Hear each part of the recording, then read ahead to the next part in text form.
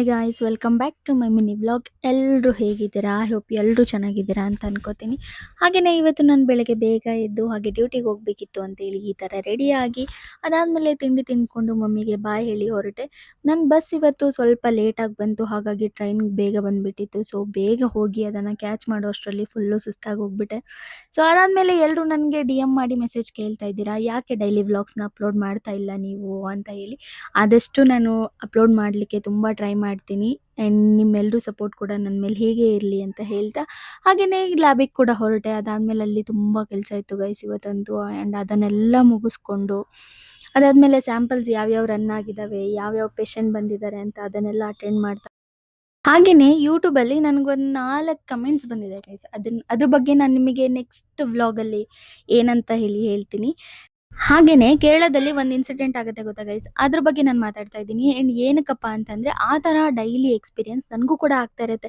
ಹಾಗೆಯೇ ನಾನು ಅದನ್ನು ಅಲ್ಲೇ ರಿಯಾಕ್ಟ್ ಮಾಡ್ತೀನಿ. ನನಗೇನಾದರೂ ಅದು ಮಿಸ್‌ಬಿಹೇವ್ ಅನಿಸಿದ್ರೆ ನಾನು ಅಲ್ಲೇ ರಿಯಾಕ್ಟ್ ಮಾಡ್ತೀನಿ. ನಾನು ಏನು ಮಾಡಬೇಕಾಗುತ್ತೋ ಅದನ್ನು ನಾನು ಮಾಡ್ತೀನಿ. ಅದನ್ನು ಬಿಟ್ಟು ವೀಡಿಯೋನ ಈ ಥರ ಮಾಡಿಕೊಂಡು ವೈರಲ್ ಆಗಬೇಕು ಅನ್ನೋ ಕಾರಣಕ್ಕೆ ನಮ್ಮ ಮರ್ಯಾದೆನ ನಾವೇ ತಗೊಳ್ಳೋದಕ್ಕೆ ನಾನು ಇಷ್ಟಪಡಲ್ಲ. ಹಾಗೆ ಯಾವ ಹುಡುಗಿರು ಕೂಡ ಈ ಥರ ಮಾಡಬೇಡಿ ಅಂತ ನಾನು ಕೇಳ್ಕೊತೀನಿ.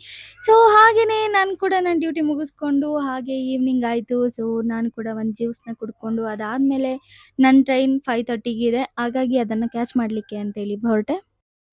ನನ್ನ ಟ್ರೈನ್ ಕೂಡ ಬಂತು. ಹಾಗೆಯೇ ನಾನು ಬಸ್ಸಲ್ಲಿರುವಾಗ ನಮ್ಮ ಮಮ್ಮಿ ನನಗೆ ಕಾಲ್ ಮಾಡಿದರು ಗೈಸ್. ನಂಗೆ ತುಂಬ ತಲೆನೋಯ್ತಿದೆ, ನನಗೆ ಆಗ್ತಾ ಇಲ್ಲ, ಸ್ವಲ್ಪ ಬೇಗ ಬಾ ಅಂತ ಹೇಳಿ.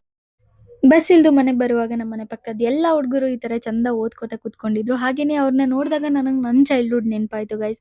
ನಾವು ಕೂಡ ಇದೇ ಥರ ಮಾಡ್ತಾ ಇದ್ವಿ ಅಂತೇಳಿ. ಹಾಗೆ ಯಾರ್ಯಾರು ಈ ಥರ ಕೂತ್ಕೊಂಡು ಗ್ರೂಪ್ ಸ್ಟಡಿ ಮಾಡಿದ್ದೀರಾ ನನಗೆ ಕಮೆಂಟ್ ಮಾಡಿ ಗೈಸ್.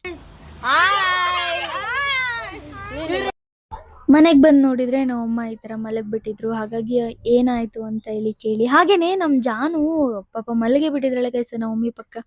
ಬೆಳಗ್ಗೆಯಿಂದ ಪಾಪ ಊಟ ಮಾಡಿದಾಳೋ ಇಲ್ಲೋ ಅದು ಕೂಡ ಗೊತ್ತಿಲ್ಲ. ಹಾಗೆಯೇ ನಮ್ಮ ಅಮ್ಮಂಗೆ ತಲೆನೋವಿರೋದ್ರಿಂದ ಟೀ ಮಾಡಿಕೊಟ್ಟೆ. ಅದಾದಮೇಲೆ ನಮ್ಮ ಮಮ್ಮಿ ಎಂತ ಕೂಡ ಕೆಲಸ ಮಾಡಿರಲಿಲ್ಲ ಮನೇಲಿ, ತುಂಬ ಹೆಡ್ಡೇಕ್ ಇತ್ತಂತ ಅವರಿಗಂತೂ. ಹಾಗಾಗಿ ಅವರಿಗೆ ಟೀ ಕೊಟ್ಟು ಅದಾದಮೇಲೆ ಅವ್ರನ್ನ ಹಾಸ್ಪಿಟಲ್ಗೆ ಕರ್ಕೊಂಡು ಹೋಗಿ ಬಂದು ಮನೆಯಲ್ಲಿ ತುಂಬ ಕಸ ಇತ್ತು ಅಂತೇಳಿ ಕಸ ಹೊಡೆದು, ಸೊ ಪಾತ್ರೆಗಳು ಕೂಡ ಸ್ವಲ್ಪ ಬಿದ್ದಿತ್ತು ಅಂತೇಳಿ ಅದನ್ನು ಕೂಡ ತೊಳೆದು, ಸ್ವಲ್ಪ ಬಟ್ಟೆಗಳಿದ್ವು ನನ್ನ ತಮ್ಮನ ಯೂನಿಫಾರ್ಮ್ ಅದು ಇದು ಎಲ್ಲ. ಸೊ ಅದನ್ನು ಕೂಡ ಮಷೀನಿಗೆ ಹಾಕಿ ಅದಾದಮೇಲೆ ನನ್ನ ತಮ್ಮನಿಗೆ ಹೋಮ್ ವರ್ಕ್ ಎಲ್ಲ ಮಾಡಿಸಿ, ಸೊ ಅಡುಗೆ ಮಾಡೋ ಅಷ್ಟರಲ್ಲಿ 9 ಆಗಿತ್ತು ಗೈಸ್. ಹಾಗಾಗಿ ನಾನು ಅಡುಗೆ ಏನು ಮಾಡಲಿಲ್ಲ. ಸೊ ಎಗ್ ರೈಸ್ ತರಿಸಿದ್ವಿ, ಅದನ್ನು ತಿಂದ್ಕೊಂಡು ನನಗೂ ಕೂಡ ತುಂಬ ಸುಸ್ತಾಗಿತ್ತು ಅಂತೇಳಿ ಬೇಗ ಮಲ್ಕೊಳ್ಳೋಣ ಅಂತೇಳಿ ಟೈಮ್ ಆಲ್ರೆಡಿ 10:30 ಆಗಿತ್ತು.